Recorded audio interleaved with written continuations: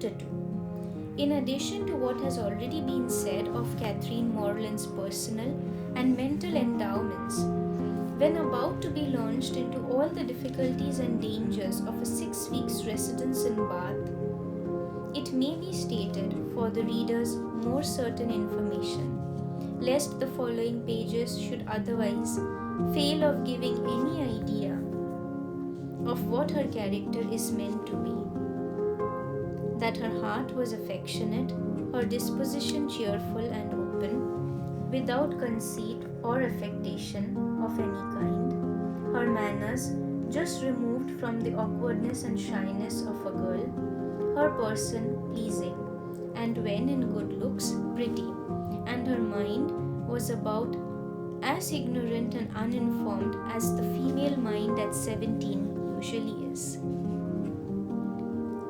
When the hour of departure drew near, the maternal anxiety of Mrs. Morland will be naturally supposed to be more severe. 1,000 alarming presentiments of evil to her beloved Catherine from this terrific separation must oppress her heart with sadness, and drown her in tears for the last day or two of their being together. And advice of the most important and applicable nature must of course flow from her wise lips in their parting conference in her closet.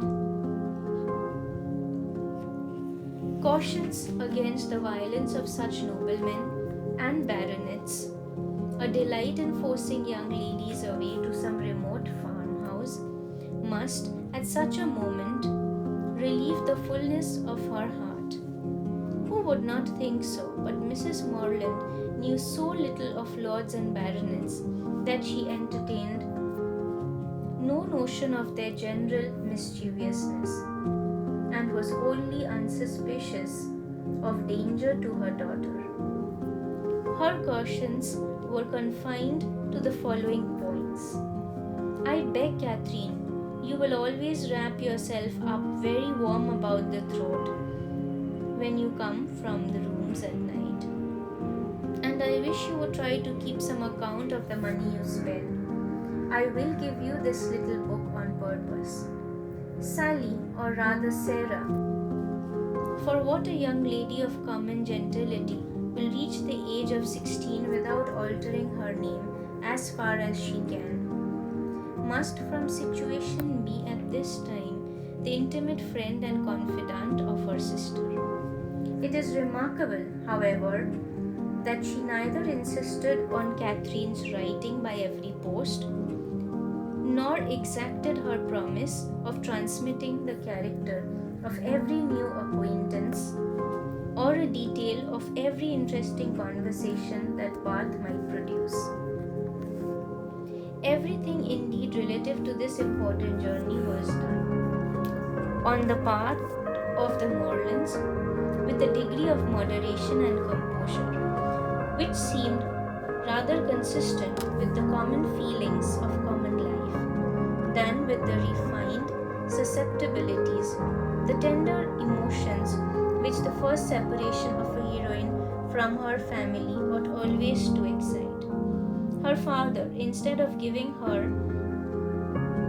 an unlimited order on his banker, or even putting an £100 bank bill into her hands, gave her only 10 guineas and promised her more when she wanted it. Under these unpromising auspices, the parting took place and the journey began. It was performed with suitable quietness and uneventful safety. Neither robbers nor tempests befriended them, nor one lucky overturn to introduce them to the hero. Nothing more alarming occurred than a fear on Mrs. Allen's side of having once left her clogs behind her at an inn, and that fortunately proved to be groundless. They arrived at Bath. Catherine was all eager delight. Her eyes were here, there, everywhere, as they approached its fine and striking irons and afterwards drove through those streets which conducted them to the hotel. She was come to be happy and she felt happy already. They were soon settled in comfortable lodgings in Pulteney Street. It is now expedient to give some description of Mrs. Allen, that the reader may be able to judge in what manner her actions will hereafter tend to promote the general distress of the work, and how she will probably contribute to reduce poor Catherine to all the desperate wretchedness of which a last volume is capable, whether by her imprudence, vulgarity, or jealousy, whether by intercepting her letters, ruining her character, or turning her out of doors. Mrs. Allen was one of that numerous class of females whose society can raise no other emotion than surprise that there be any men in the world who would like them well enough to marry them. She had neither beauty, genius, accomplishment, nor manner. The air of a gentlewoman, a great deal of quiet, inactive good temper, and a trifling turn of mind, were all that could account for her being the choice of a sensible, intelligent man like Mr. Allen. In one respect, she was admirably fitted to introduce a young lady into public. Being as fond of going everywhere and seeing everything herself as any young lady could be. Dress was her passion. She had a most harmless delight in being fine, and our heroine's entry into life could not take place till after 3 or 4 days had been spent in learning what was mostly worn, and her chaperon was provided with a dress of the newest fashion. Catherine too made some purchases herself, and when all these matters were arranged, the important evening came, which was to usher her into the upper rooms. Her hair was cut and dressed by the best hand, her clothes put on with care, and both Mrs. Allen and her maid declared she looked quite as she should do. With such encouragement, Catherine hoped at least to pass uncensored through the crowd. As for admiration, it was always very welcome when it came, but she did not depend on it. Mrs. Allen was so long in dressing that they did not enter the ball till late. The season was full, the room crowded, and the two ladies squeezed in as well as they could. As for Mr. Allen, he repaired directly to the card room and left them to enjoy a mob by themselves.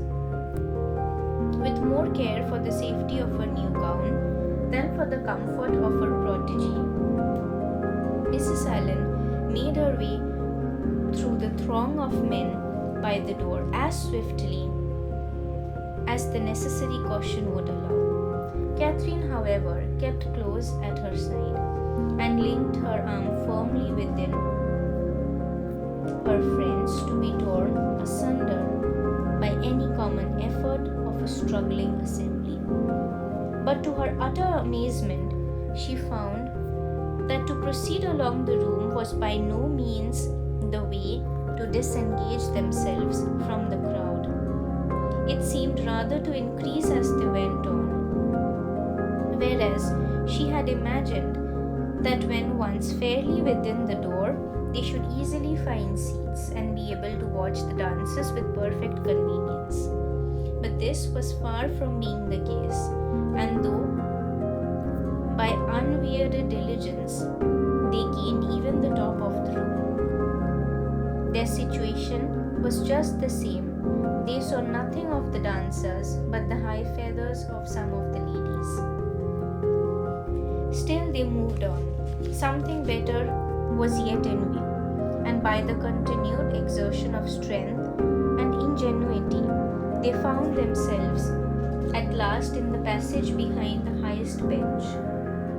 Here there was something less of a crowd than below, and hence Miss Morland had a comprehensive view of all the company beneath her, and of all the dangers of her late passage through them. It was a splendid sight, and she began, for the first time that evening, to feel herself at a ball.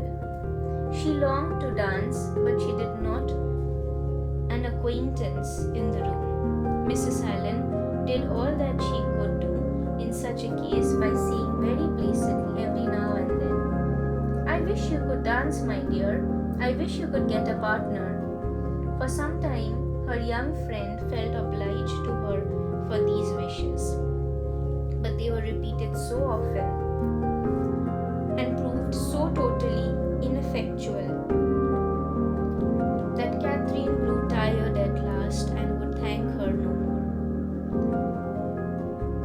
They were not long able, however, to enjoy the response of the eminence they had so laboriously gained.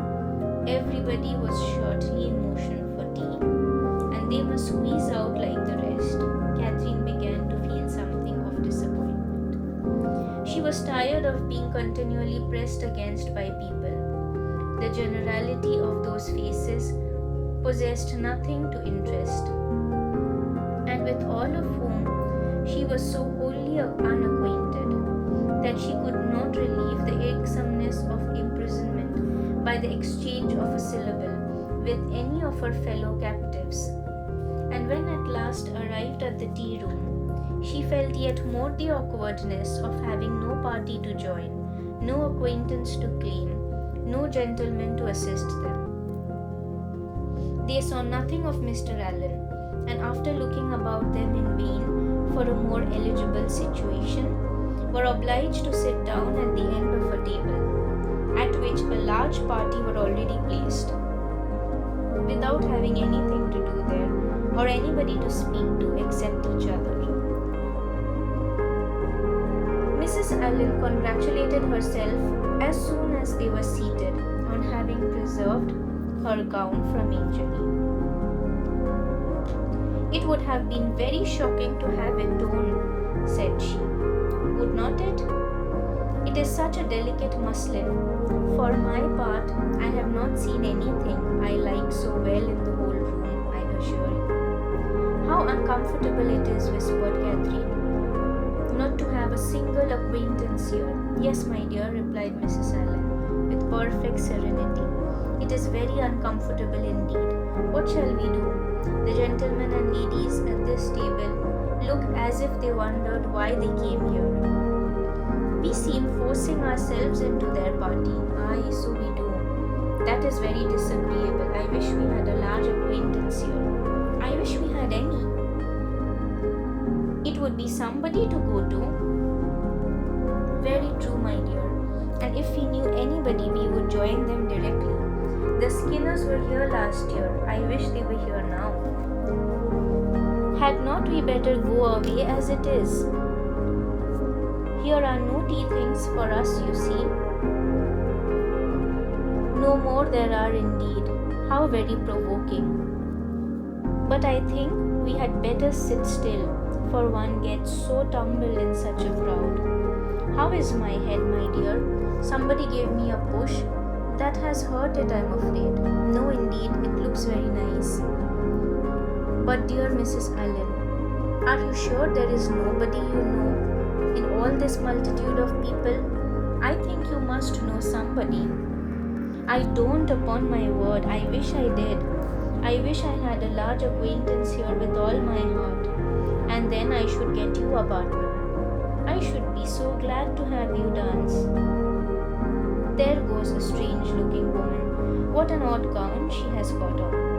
How old-fashioned it is. Look at the back. After some time, they received an offer of tea from one of their neighbors. It was thankfully accepted, and this introduced a light conversation with the gentleman who offered it, which was the only time that anybody spoke to them during the evening, till they were discovered and joined by Mr. Abbey when the dance was over. "Well, Miss Morland," said he directly, "I hope you have had an agreeable ball." "Very agreeable indeed," she replied, vainly endeavoring to hide a great yawn. "I wish she had been able to dance," said his wife. "I wish we could have got a partner for her. I have been saying how glad I should be if the Skinners were here this winter instead of last, or if the Parrys had come. As they talked of once, she might have danced with George Parry. I am sorry she has not had a partner." "We shall do better another evening, I hope," was Mr. Allen's consolation. The company began to disperse when the dancing was over, enough to leave space for the remainder to walk about in some comfort. And now was the time for a heroine, who had not yet played a very distinguished part in the events of the evening, to be noticed and admired. Every 5 minutes, by removing some of the crowd, gave greater openings for her charms. She was now seen by many young men who had not been near her before. Not one, however, started with rapturous wonder on beholding her. No whisper of eager inquiry ran around the room. Nor was she once called a divinity by anybody. Yes, Catherine was in very good looks, and had the company only seen her 3 years before, they would now have thought her exceedingly handsome. She was looked at, however, with some admiration, for in her own hearing 2 gentlemen pronounced her to be a pretty girl. Such words that had due effects. She immediately thought the evening pleasanter than she had found it before. Her humble vanity was contented. She felt more obliged to the 2 young men for this simple praise than a true quality heroine would have been for 15 sonnets in celebration of her charms, and went to her chair in good humor with everybody, and perfectly satisfied with her share of public attention.